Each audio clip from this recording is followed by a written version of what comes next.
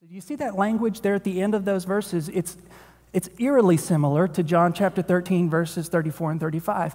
As I have loved you, so love one another. And then here in John chapter 13, verse 15, as I have washed your feet, so you need to wash one another's feet. As I've loved you, you need to love one another. So that's intentional, okay? The author, John, is showing us one of the ways that we can love other people the way we've been loved by Jesus is this example of Jesus washing his disciples' feet. And I'm not advocating that you go home and put on a towel and wash your, wife's feet.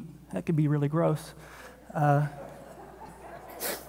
And I mean, it could not be gross. It could be a wonderful experience. But this was probably not, but it could be. This was a cultural thing. We don't do this here because we have closed-toed shoes. We have socks, okay? Back then, they didn't have socks. They didn't have closed-toed shoes. And there were no pavements. There was no roads. There was dirt everywhere. And so people's feet were caked with dirt all the time. And so one of the ways that they cleaned themselves, and when they get into the home and they didn't want to track dirt everywhere, they would have someone wash their feet. Okay, this is low work. This is slave work.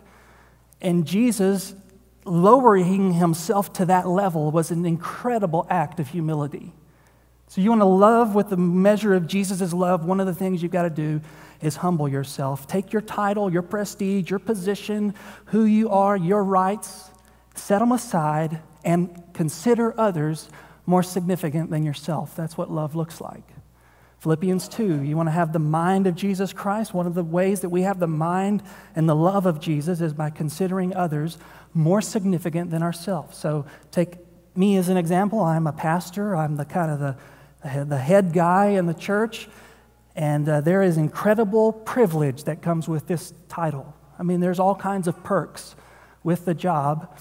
But one of the things, if I'm going to love the way Jesus loved, one of the things I should be marked by is this willingness to set aside the privilege and the rank, put a towel around my waist, and serve people in humility. And you notice his service was meeting the practical needs of other people. It wasn't just with his lips that he said, I love you as my disciples. He met their needs. His love was visible. His love was concrete. It was sacrificial. It met the needs of his disciples. And the same is true for us. It's not just loving with our lips, it's loving with deeds. It's following our love with sacrificial, demonstratable acts of meeting the needs of other people. Acts 2:42, you see the disciples, they sell their possessions and belongings, they distribute the proceeds to all as any have need. That's love. It's visible, it's tangible, it's practical. And so you think about that. I mean, are we known by that kind of love, or are we rather known for people who cling to our rights? I mean, Americans, we're so inundated with this, I have rights, I have my privilege, I'm an American. We get so upset when we are sinned against or things don't go well for us, and we claim our privilege and we grumble, to the Lord.